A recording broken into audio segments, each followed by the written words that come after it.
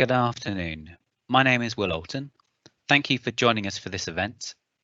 I'm going to give you a quick introduction to how this will work, and then we'll get on with the session. Before I get started, on the bottom right of the screen, you should see a little box with the letters CC in it. If you wish to see closed captions of our speakers' words, then click on the CC button and they should appear after about half a minute. Be patient, sometimes the system takes a little while to get warmed up. If you're having technical problems, I suggest closing Teams app or your browser and reopening and clicking on the meeting link. Other problems may be down to your home internet connection. If you're hearing an echo, it may be that you have this event open in 2 or more windows. If you do have any questions, then please submit these using the chat function. You should be able to see slides on your screen, and over on the other side, you should see the Q&A panel. And for some of you, it may be beneath your screen and you'll need to scroll down to see it. You may need to click on the icon of 2 overlapping speech bubbles to open this panel. We'll use this panel to make any announcements. Okay, that's it for me, and I'll hand over to Terence Herbert, Wiltshire Council's Chief Executive and Police Area Returning Officer for this election. Thank you, Will, and good evening, everyone. My name is Terence Herbert. I'm the Police Area Returning Officer for the upcoming elections in May. Thanks for attending today's webinar. We really appreciate the time, you taking the time to join us, and we hope you find it informative. I'd like to introduce some of my colleagues who are involved in planning and running the elections in Wiltshire. Ian Gibbons, Council's Director of Legal and Governance. Ian. Hello, I'm a Deputy Local Returning Officer for this election, and my role is to support the Police Area Returning Officer in overseeing the delivery of the election. Thanks, Ian. Next is Maria Doherty. Maria is Head of Democracy and Governance. Hello, I'm Maria, and I joined the Council last year. I'm responsible for overseeing the delivery of the elections, ensuring electoral services can run the elections effectively and safely in adherence with government guidance. These elections are particularly complex due to so many taking place and, of course, due to COVID restrictions. Our priority is to allow people to vote despite the difficult circumstances and to keep everyone safe. Thanks, Maria. And finally this evening, I'm joined by Caroline Rutland. Caroline's our Head of Electoral Services. I'm going to hand over to Caroline shortly, but first of all, I'd say a few words. So as you know, the government has recently confirmed that the elections will take place as scheduled on the 6th of May. It's only a year late, and we've already been working hard and planning to that assumption for quite some time now. And in a moment, Caroline's going to run through the nomination process and some key election events and dates that you may wish to put in your diaries. This is then going to be followed by an opportunity for you to ask questions. We'd like you to enter your questions in the chat and we will try and answer as many as possible. And it would obviously help us if you put your name alongside. Now, the webinar is being recorded for anybody that's unable to attend. And we're also going to be publishing the questions and any answers from today on our website, and we'll get that up as quickly as possible. First off, I'd really like to reassure you that we are working extremely hard to ensure that the elections can run as safely as possible during the pandemic, not only for our staff and the public, but also for candidates as well. Now, many of our normal processes have been adapted to meet the COVID requirements, which, as I'm sure you'll all appreciate, are incredibly complex and ever-changing, and we are consistently reviewing and following all of the Government and Electoral Commission advice.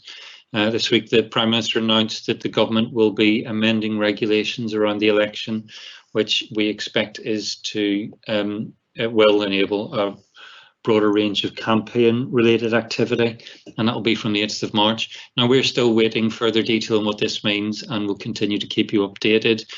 We had the webinar last night for the unitary and parish elections. We had over 200 individuals on that webinar, and a lot of questions around canvassing. You'll hear us say it a number of times, but it's a government announcement that we're waiting on for that. It's not something that we can update you on. Now, we are still working through the logistics of the postal vote opening and count. My 2 top priorities are ensuring the safety of the staff, the candidates and the agents, whilst at the same time maintaining the transparency of the processes. This may mean that we'll have to reduce the number of people that can observe, but we'll update you as soon as all of the risk assessments have been carried out. There have been some legislative changes, which Caroline will talk about, that are specific to these particular elections. And whilst we will ensure polling stations are safe, we appreciate that some voters may not feel comfortable to vote in person. Therefore, our key message is for people to apply to vote by post if they can, and we'll be emphasising this over the coming months. I've been trying to, every opportunity I have, encourage the uptake of postal votes, and I expect that you'll see a lot of our comms messages the same.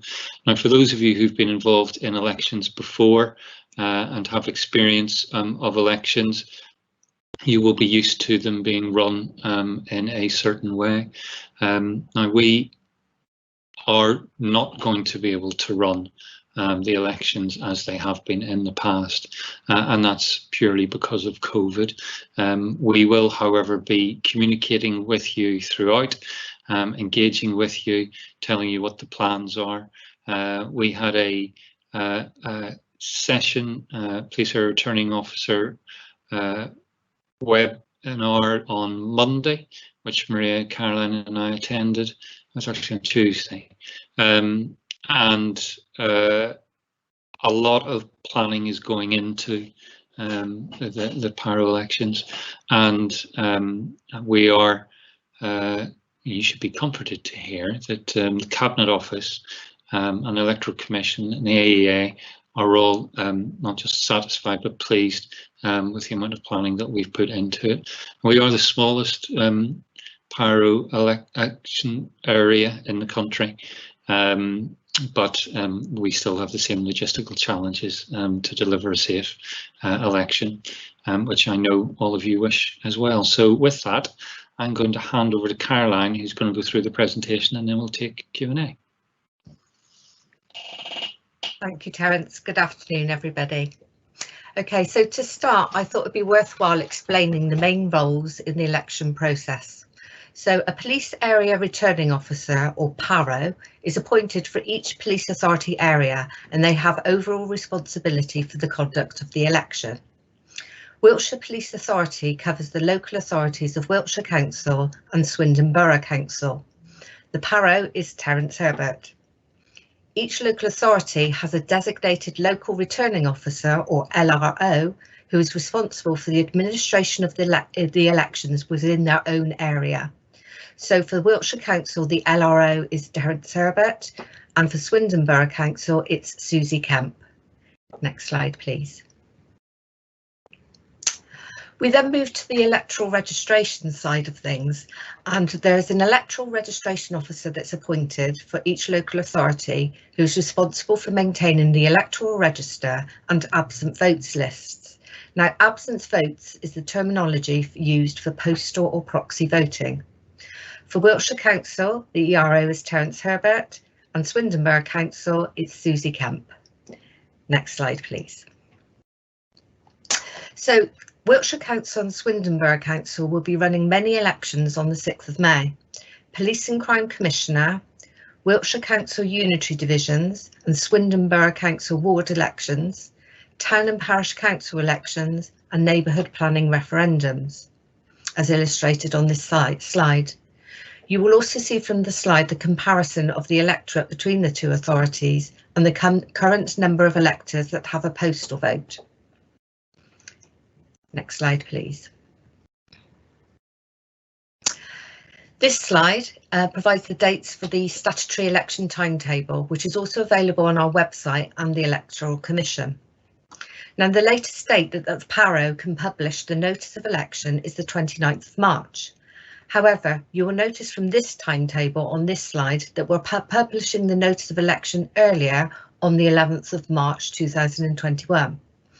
This is to coincide with the publication of the notice of elections for our unitary and town parish elections, which will also be published on the 11th of March because we have to accommodate the number of nominations those type of elections will acquire. Next slide, please. And that's just the continuation of the timetable. Next slide, please. So standing as a candidate, it's strongly recommended, and particularly in the current circumstances, that you read the guidance on the Electoral Commission website as standing as a candidate. Electoral Commission will update all the guidance depending on any changes to government advice with regards to the COVID-19 pandemic. The guidance also contains resources where you can download nomination forms and other useful information. I've also added the Wiltshire Council website, which should be in the chat, and this will give you a link to our election pages on the Wiltshire Council website, which we regularly update. And finally, the government website, where there's information on the latest COVID-19 restrictions and guidance. Next slide, please.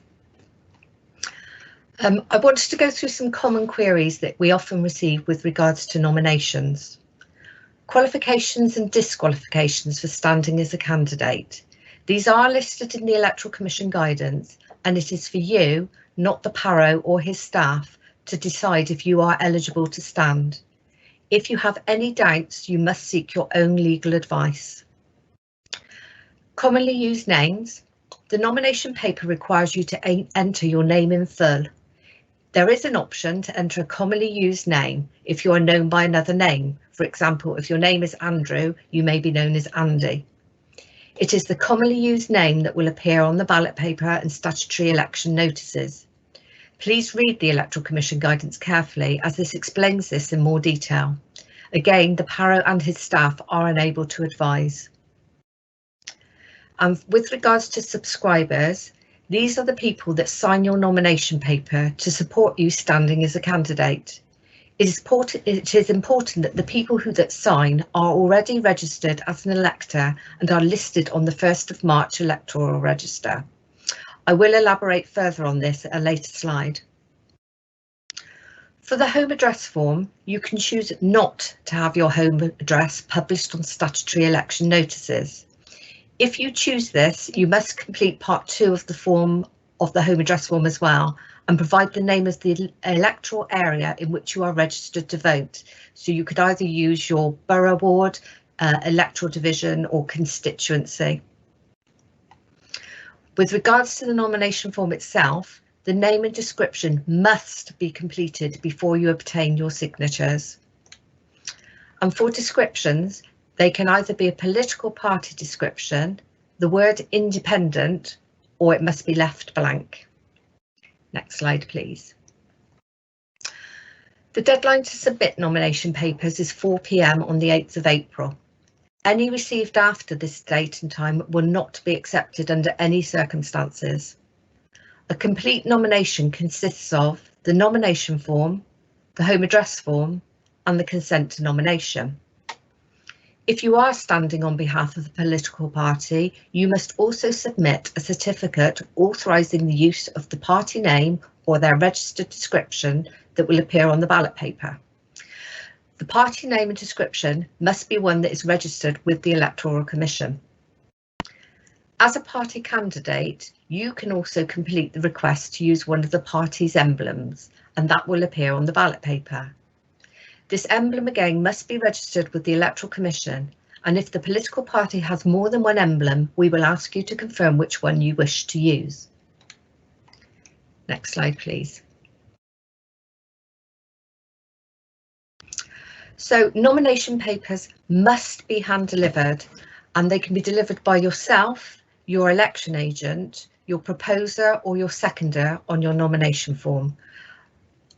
We've set up an online booking system which will be available on our website from early next week to book appointments from the 12th of March onwards. You will need to set up an account to log in, and if you've used the Wiltshire Council Household Recycling booking system, then you can use the same login for that. You will need to enter the name of the person attending and what type of nomination papers you are submitting. We strongly advise that you make an appointment so that we can provide an informal check of your nomination first. By booking an appointment, it helps us to manage the flow of people attending to keep you and our staff safe. If you do not make an appointment, you may be required to wait until a member of staff is free. If you're not able to attend your appointment for any reason, you can log into your account and cancel it. This then frees up a slot for somebody else. If you have difficulty accessing the online system, please contact us using the details provided in the chat and we can make an appointment on your behalf. We also advise that you submit your nomination papers as early as possible. Next slide. Thank you. For Police and Crime Commissioner elections, you are required to pay a deposit. The deposit is £5,000. Now it can be made by legal tender, banker's draft, credit or debit card or bank transfer.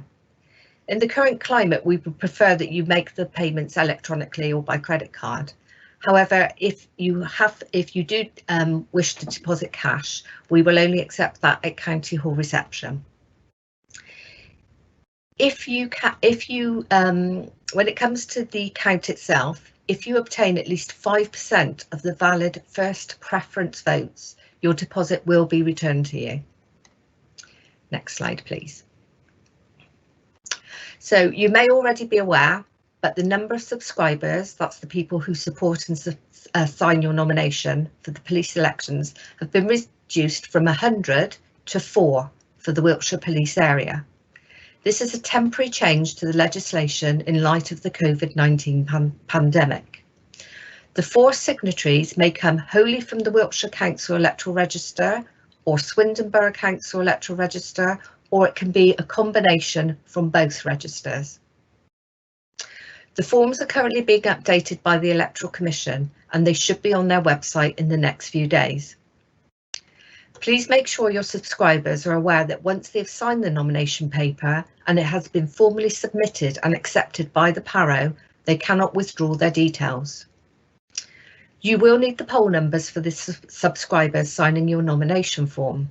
This information could be obtained by contacting the relevant Electoral Services Office. As candidates, you are entitled to request a copy of the electoral register and absent vote lists for the police authority area. The request forms are available on the Electoral Commission website. Even though you may submit your nomination papers before the 29th of March, you do not officially become a candidate until that date and are therefore not legally permitted to receive registers until then. You will need to make separate requests for the registers to each of the local authorities. Next slide, please. So for the Police and Crime Commissioner elections, each candidate is entitled to make a campaign statement that will be published on a specific website. It is recommended that you provide this as soon as possible, as it has to be checked and approved within certain deadlines so that it can be published on the website from the 15th of April. The candidate address must be completed by your election agent. Further information and a copy of the form will be provided to you once we have received the information from the Cabinet Office. But you will see from the slide that the deadline to submit that election address is 12 noon on the 8th of April. Next slide, please. An election agent is responsible for the management of your election campaign, particularly its financial management and also your candidate's address. The deadline to appoint an election agent is 4 p.m. on the 8th of April. You will be your own agent if you do not appoint one. Sub-agents. The election agent may appoint sub-agents to act on their behalf in the police area, as long as the areas of appointment do not overlap, and further guidance on this is available in the Electoral Commission guidance. You can also appoint polling agents and count agents to oversee the process, and the deadline for this is the 28th of April. For postal vote observers to watch the postal vote opening sessions, we require 24 hours notice before you wish to appoint a postal vote observer, and the local returning officers for each of the authorities will give 48 hours notice of when the first session will be. Whilst we want to ensure all our processes are transparent, we must also ensure our venues, staff and observers are safe. We are working on arrangements based on public health advice and Electoral Commission and government guidance, and we'll be able to provide you further details of the postal vote openings in due course. Next slide, please. So campaigning and code of conduct. There is information in the Electoral Commission guidance regarding code of conduct and campaigning, but as Terence mentioned earlier, following the Prime Minister's briefing on Monday, we are still awaiting further guidance for campaigning for candidates. In the meantime, the current government guidance from the May 2021 polls delivery plan is as follows in the current as it stands today. We have been clear that, and I'll just read this quote out to you. We've been clear that under the current national lockdown, leafleting and door knocking by party activists is not permissible. However, it is vital that voters are fully informed and all candidates have a level playing field in making their case to the electorate in order for elections to be fair and effective. Further information on permitted face-to-face campaigning and organising, including the delivery of leaflets by party volunteers or independent candidates and their supporters, will be published before the beginning of the regulated election period. The government believes it is important that political parties' views are taken on board, so will continue to use the Parliamentary Parties Panel to engage on this guidance prior to its formal publication. Next slide, please. Election spending. Election spending and donations are covered in the Electoral Commission guidance along with the expenses claim forms. The maximum spending limit for Wiltshire is £93,682. You're not able to reclaim any of this expenditure and you are required to submit returns after the election. The Paro is required to publish a notice in 2 newspapers of election expenses that have or have not been received and where they can be inspected. And the returns are held by the Paro for 2 years and we have to provide copies of these to the Electoral Commission. So it's important that you do return these election expenses. Next slide, please. So I just wanted to talk a little bit about the supplementary voting system. So if there are more than 2 candidates standing in the police area, this system is used for counting. Electors have a choice of voting twice in this particular election. They cast a vote for their first choice candidate, and if they want to, they can cast a vote for their second preference choice. Next slide, please. So, all first preference votes will be counted first of all. If one candidate has more than 50% of the votes, they are the winner. If not, the top 2 candidates with the top 2 highest votes are removed from the table, and then the unsuccessful candidates' ballots remain on the count table. The count staff will then look at the second preference column for the votes for the top 2 candidates.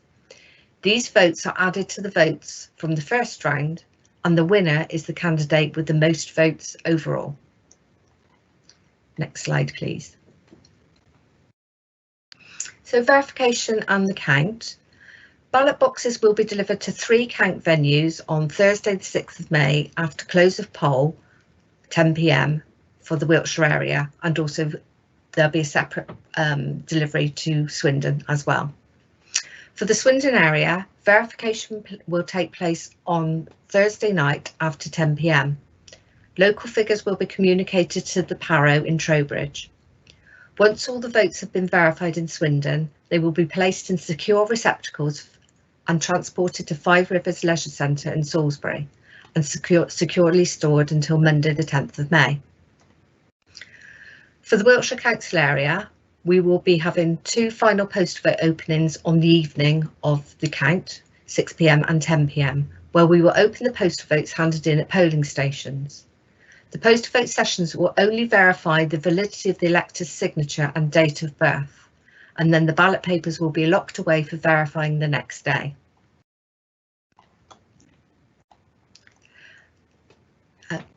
Thank you. Verification will take place at all, as I said, at all 3 venues. The overall total of the verification figures from each of the 3 venues on the Friday for the Wiltshire area, will be added together with the Swindon vote and the Swindon verification figures, and the overall verification figures will be declared by the Paro at the Trowbridge count sometime on Friday the 7th of May. On Monday the 10th of May, we will conduct the Police and Crime Commissioner count, and this will take place in Salisbury only. We are still working with our public health colleagues on the count arrangements, and we'll be able to share this with you over the next few weeks. Next slide, please. So just a few more key dates for your diaries so you're aware of the arrangements at each local authority area, and those are listed there. Next slide, please. Postal vote opening for the Wiltshire area, council area, will actually take place at County Hall this year, rather than in the usual place of Monkton Park. This allows us more capacity to cope with the larger volumes of postal votes we are anticipating. Next slide.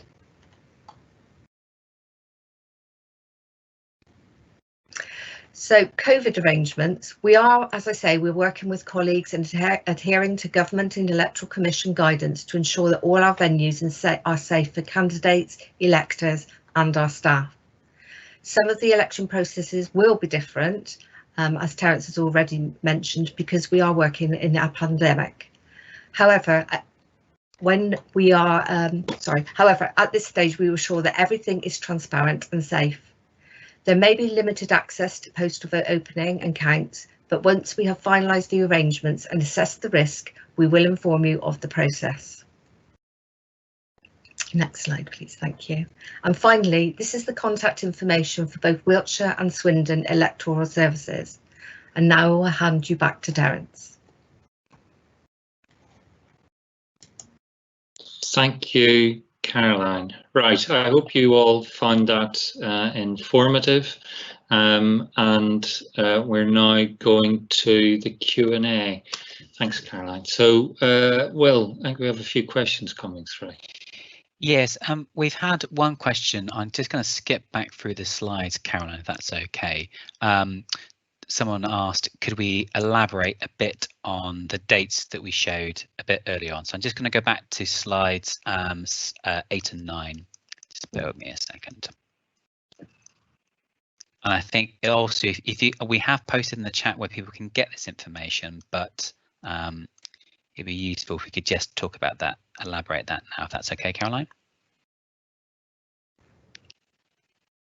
Yes, that's fine. So publication of notice of election will be issued on the 11th of March. So you'll then be able to receive, we will deliver nominations from the 12th of March onwards, but the close of nominations will be 4 p.m. on the 8th of April. On the notice of election, it will state exactly the times that you're able to bring those nomination papers in. The 8th of April is quite a busy day, actually, so that's the deadline for close of nominations, the deadline for notification of appointment agents. And then on the 9th of April, we publish the statement of persons nominated.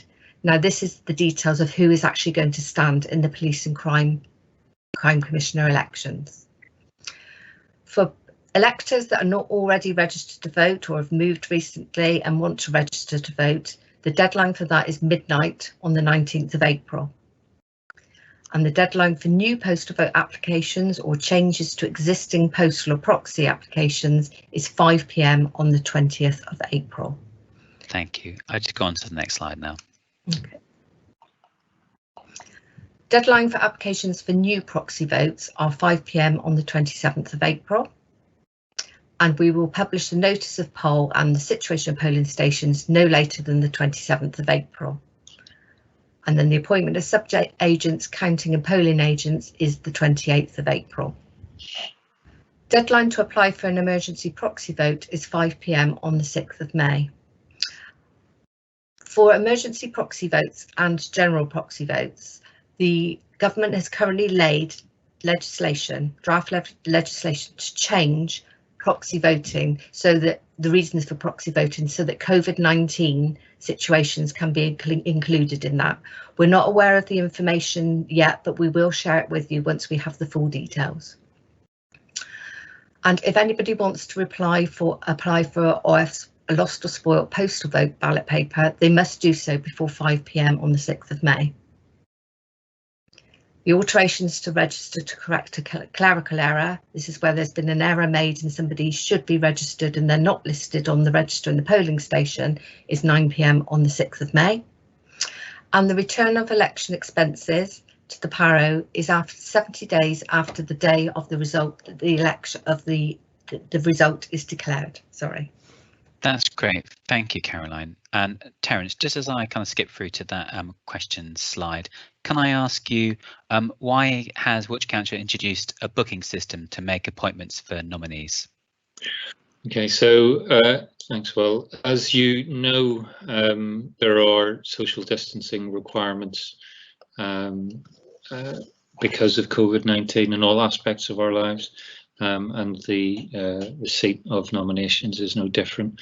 And you know, we are expecting higher levels of nominations, and we have to take the appropriate steps to ensure the safety and welfare of all involved. So we've introduced a booking system.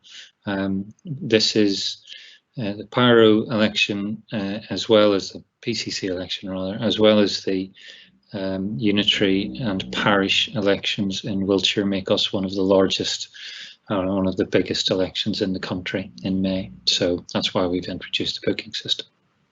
Okay, thank you, Terence. Next question is for Maria Doherty. Can I have a register of electors and absent voters list? Yes, once you become a candidate, you can request both the register of electors and an absent voters list. You're entitled to receive this after the 29th of March when you've declared yourself as a candidate, and your agent may also request this on your behalf. If you email candidates@wiltshire.gov.uk, a form will be sent to you. Fantastic, thank you.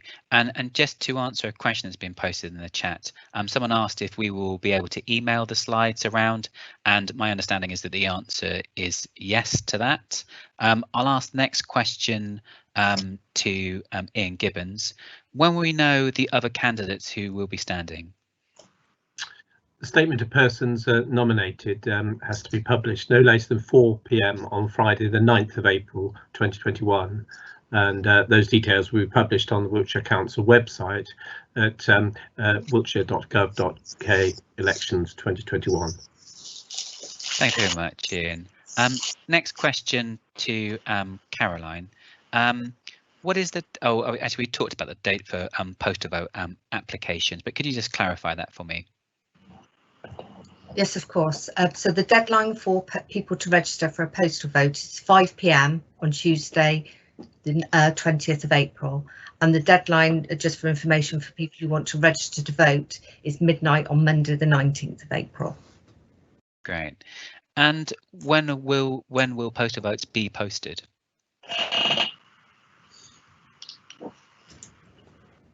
For Caroline, sorry. When will postal vote? Yeah, that's again. Sorry, Caroline. So when will postal votes be posted? Postal votes will be sent around about the 20th of April. With the second batch going out on the 27th of April. Fantastic. Just also responding again to a question in the chat, we will also be emailing a recording of this webinar to you. We'll upload it to our YouTube channel and send you a private link. And then that way, I think we should have subtitles. Maria, can I ask you another question, please? When can electors apply for lost or spoilt ballot papers? So if a ballot paper is spoiled, they can apply for a replacement straight away. Lost ballot papers can be replaced from Thursday, the 29th of April. Fantastic. Terence, I think the answer to this next question will be similar to one we've given already, but why has the postal vote opening venue been changed? So for those of you who know Monkton Park in Chippenham, that's where we normally do the postal vote opening, and we use well, the lower ground floor for that. Unfortunately, it just isn't big enough. We're expecting there to be, well, we have to get, we're trying to do more postal votes, but notwithstanding that, we have social distancing requirements for the staff, and then obviously observers coming in. We also couldn't open the windows in that building to allow for greater ventilation. So public health advice was that it needed to be moved. So I'm very pleased to say that we've moved it to County Hall, where we have much more space, and we'll be able to ensure that all of the COVID guidance requirements can be met. Thank you. And Terence, can I just hold on to you there? Why is the count being held in Salisbury? Okay, so the PARO determination was made by Cabinet Office, and it was to me, so as the returning officer in Wiltshire. The count was always going to be in Wiltshire.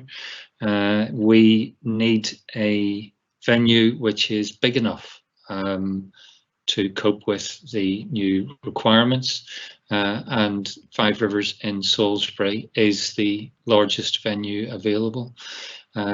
Now I know that it's further away from Swindon than either Chippenham or Trowbridge, but unfortunately this was the option, the only option which was really available to us space-wise. So apologies for those who will have that extra distance to travel, but arguably Salisbury is as far away from Swindon as Swindon is from Salisbury. So we just accept some individuals will be slightly put out, but Salisbury it is. Okay, fantastic. I've got two more questions for Caroline, please. How will I be able to find elector numbers, please? Okay. If the electors that have signed the nomination papers are for Swindon, then they would need to contact the Electoral Services Swindon office. If it's for Wiltshire Council, they can phone our number, or they can come into our offices and view the registers at any of the 3 hubs, council hubs. Fantastic. And when will a complete list of polling stations be available? We're working with public health because we've just done risk assessments on all our polling stations, and we should be able to provide those within the next few weeks. Fantastic, thank you very much.